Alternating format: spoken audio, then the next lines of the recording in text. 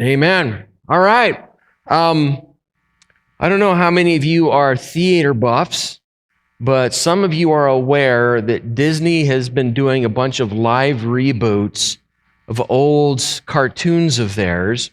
The most recent one is Snow White, and it's been universally panned. It's done absolutely terrible at the box office. Apparently, there's really nothing in the Snow White movie. I have not gone watch it. I don't have any plans on watching it. But Disney's doing a bunch of these things. So they're doing a lot of these reboots. So we're going to play one of our games tonight. Is this the B or not the B? Is this the B or not the B? You know who Dylan Mulvaney is, correct? Yes. He is a very famous man who dresses as a woman right now. He's the guy who has been promoting Bud Light. This is why there was a Bud Light boycott. I know that affected most of you in this room a couple years ago. B or not the B? So thankfully, this is the B. This is satire. The catch with this game, right, is supposed to be, I may not be able to tell if this is a joke or if this is real, right? So maybe this Snow White debacle will bring an end to Disney ruining a bunch of their old movies. So we are going to spend a couple minutes talking about some very, very bad people as we get into the topic I want to deal with tonight that in some circles is floating around and is actually a really important thing for Christians to think through on several different levels. So I've got a couple of recent news stories here just in the last few days. Federal judge tramples parental rights, forces explicit books back into Colorado school libraries. Bottom left-hand corners, the first couple of paragraphs. A federal judge in Colorado has sided with far-left activists over concerned parents forcing the Elizabeth School District to return 19 books, including those pushing graphic sexual content and radical ideologies, to school library shelves. This particular judge issued a preliminary injunction sending all of these books back in. The article lists all of the books that they're putting back in. I run across these books. I see the screenshots of these books. Some of you people find these books in our public library and you bring them and you give them to me. I've got one of them sitting in my office.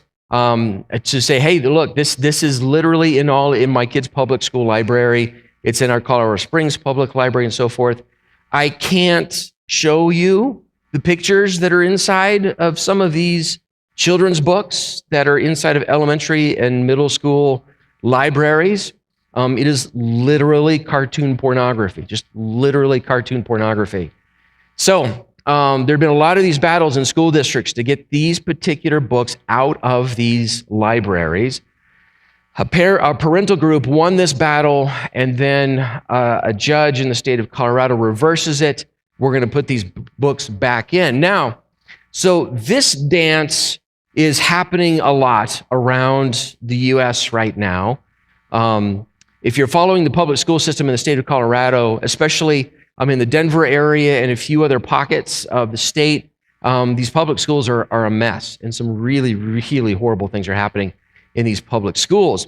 But it's happening all over the nation. So this dance between school boards and parental organizations and judges, this kind of thing goes round and round.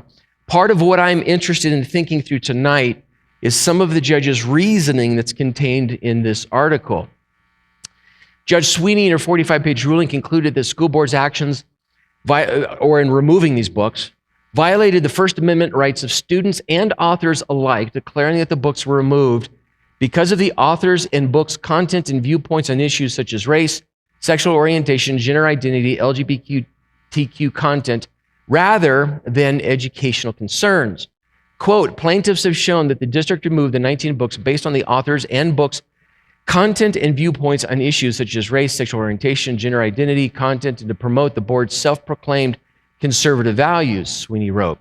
The judge dismissed the board's argument that it was protecting students from inappropriate material writing other than pretextual declarations or just a presumption inside of what they were saying.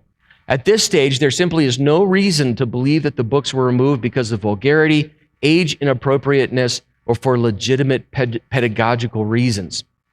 And you keep reading this, and what happens is the judge has decided that, well, this isn't a decent moral argument, this isn't a rational argument, this is a kind of First Amendment argument, and so you can't take those rights away from those kids to see those kinds of books.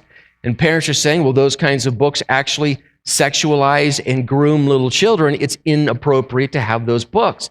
So you're talking about a moral question that parents have brought into this conversation that a judge has said, no, the conversation is not moral, the conversation is political. And the second you start talking about what the judge called conservative values, you've made it political. We've ejected the moral and the religious out of it. And now, because it's nothing but political, freedom of speech applies and everything should be allowed. And again, if you think I'm making stuff up about these books, you should look some of these things up and you will be immediately appalled.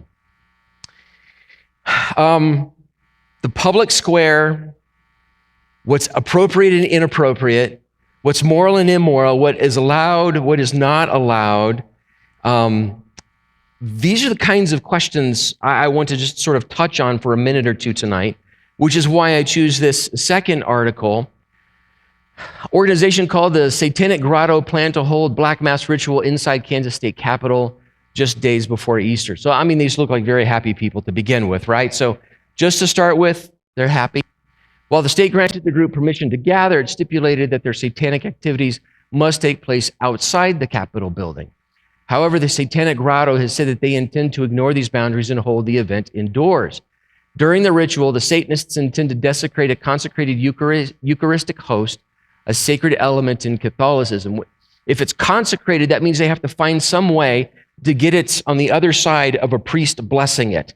So they have to break in, they have to do something strange. And as a matter of fact, this group has already been charged with desecrating a Catholic church in the past. The organization is run by a man named Michael Stewart, and the event is organized by a woman who uses the name J.E. Frazee. On Frazee's Facebook profile, she appears wearing face makeup featuring upside-down crosses. Her real name appears to be Jocelyn Frazee, according to her profile. Last week, there was a satanic attack in the St. Patrick's Catholic Church in Wichita. So, because we live in a pluralistic free society, who's to say no to any of this? Who draws a boundary? Who says this is right and wrong, this is appropriate and inappropriate, this should be allowed in public schools, and this shouldn't be allowed, especially in elementary and middle school, public schools, or public library systems? Who gets to draw those lines, and why and how? These are incredibly important questions because we live in a culture where obviously a bunch of us disagree with each other. There are several different religions that we believe should be able to operate freely, and people have their ideas. They should be able to have those ideas and hold those ideas. But then we also have these moments in the public square where there's conflict. Should pornographic material be given to elementary school kids or not? And who decides that line? And who gets to say so? So who gets to decide what is inappropriate? So here are some ways to think through this. And I'm going to admit right up front, I've become a little bit more radicalized the older that I get. So I'm just going to be straightforward with you guys about how I see these things and why I see them this way.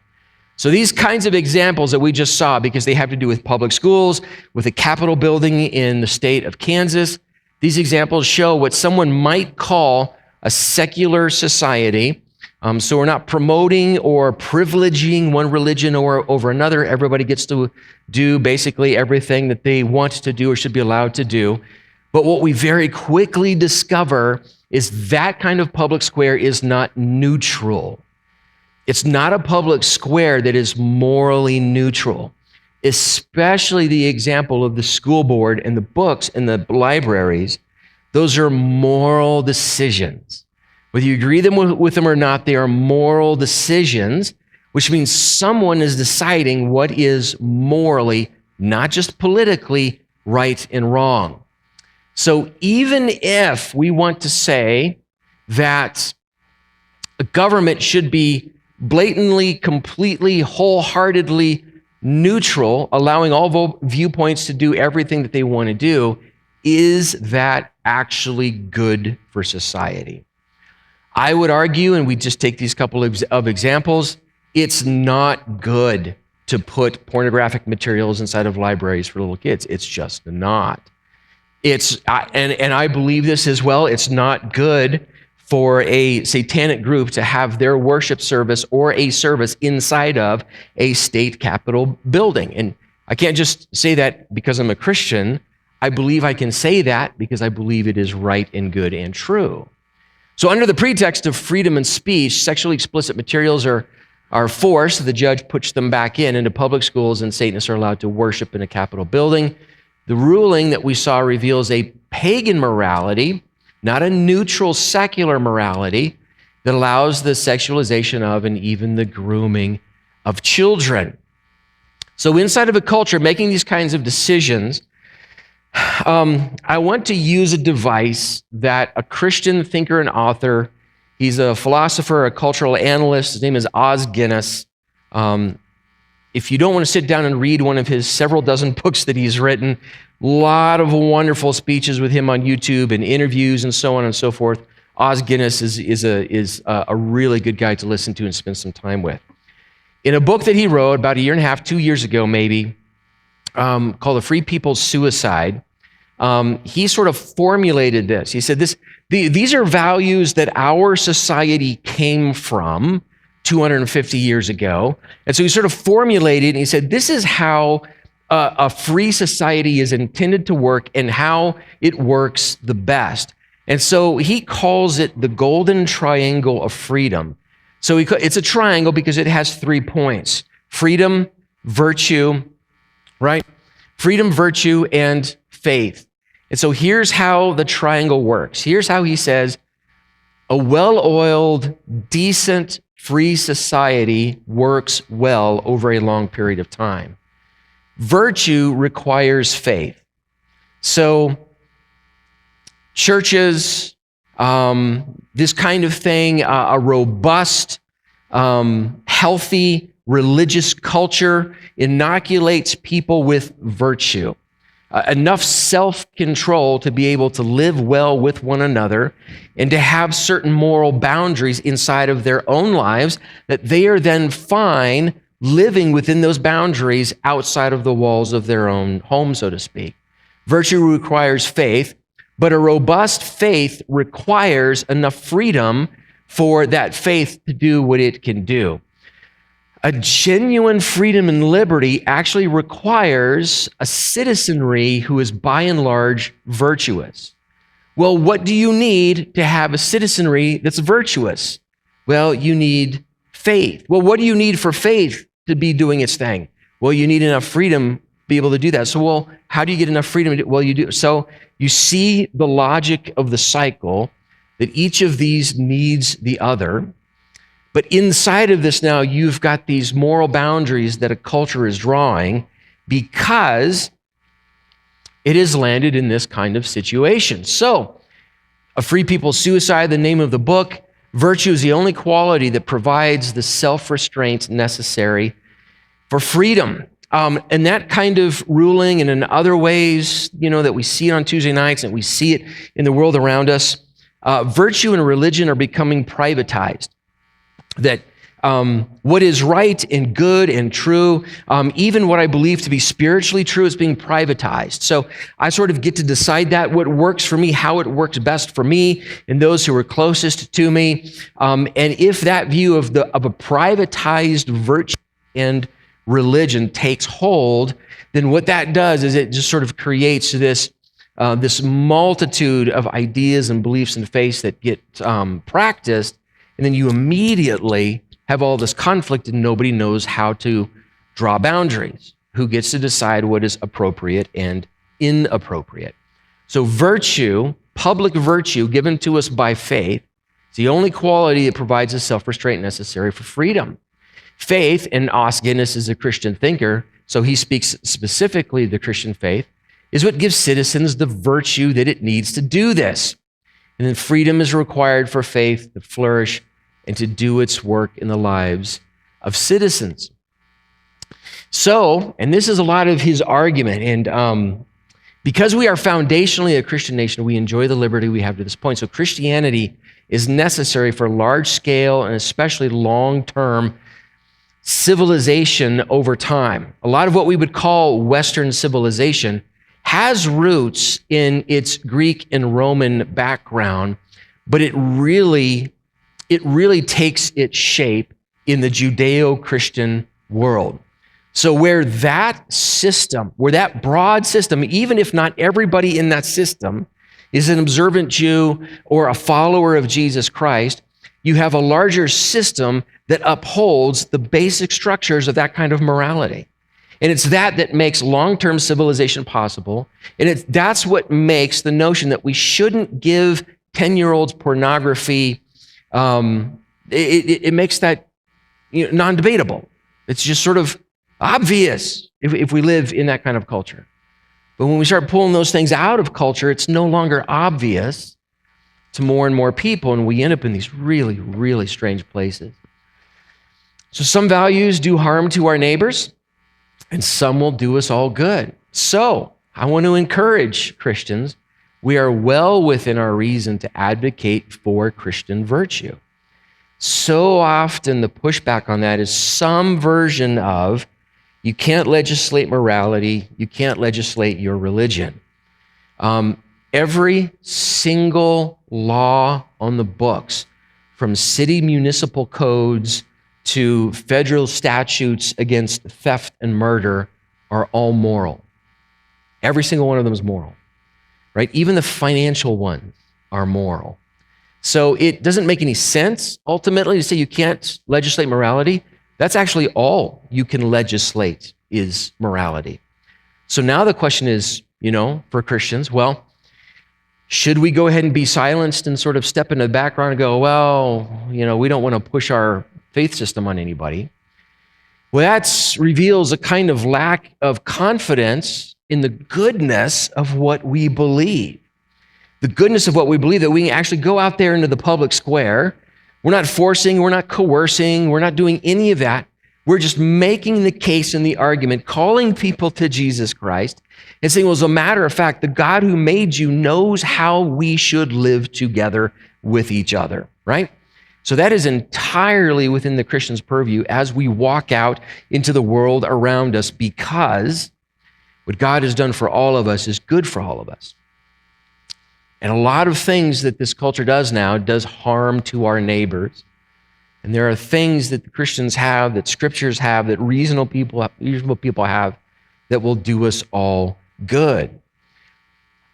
These structures are eroding, they're changing, they're shifting. Some people I read and listen to say they're just completely gone. I'm not convinced they're completely gone. But this is a lot of what we're watching happen around us. These things that just a minute ago would have seemed obviously immoral and evil are becoming more and more common all the time. And so it's good for the Christian to be able to step up and say, well, as a matter of fact, this is how God has built us, and this is what is good.